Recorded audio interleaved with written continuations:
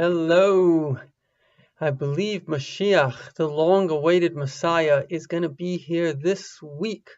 And the reason for that is that this week is the very, very unique anniversary of the passing of the previous Rebbe. Every generation has what's called a Rebbe, a Rosh B'nai Yisrael, the head of the Jewish people.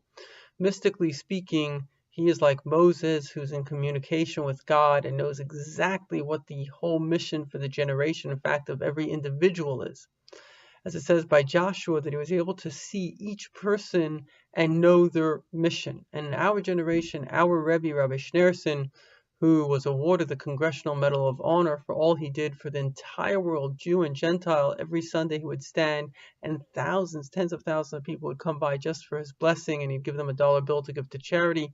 So he ascended the leadership reluctantly, but everybody pressured him because they saw his greatness on this coming Thursday night and Friday. And so it's in a very auspicious time for the coming of the redemption. And this month is the 11th month, and the Rebbe often says that 11 is the number of redemption because it represents what the redemption is all about. As Rebbe says, the word for exile is goyla, and the word for redemption is geula. Same word, goyla, geula, except for one aleph. In other words, we are not being taken out of our reality, but our reality is becoming upgraded. A reality with God, a reality with purpose, a reality with truth. So instead of being aimless and purposelessness and worse, living with falsehoods and pretend people and pretend ideas, we're living with truth, true ideas, good ideas. And ultimately, it's not about leaving us for God, but it's God coming into us for us, because God wants to partner with us. As it says in the very beginning of creation, that God made the world in such a way that it was left unfinished for man to fix. So the ultimate joy a person has in knowing that they've done something meaningful and purposeful.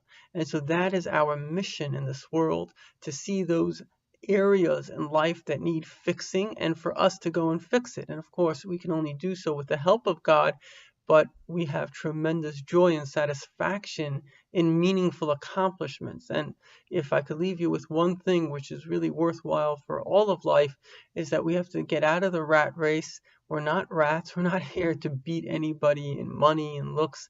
All of that, everybody's tried for thousands of years, and everybody ends up eaten by worms anyway. You know, homes, cities get buried by dust every year. I think the dust collects like, I think it may be even an inch or two, but literally if you do excavations, cities are built on cities, because the world is always getting higher with dust. And so everything you see, I don't know the exact number of years, whether it's 100 or 200 or 1,000, it's all going to be gone, everything that you see.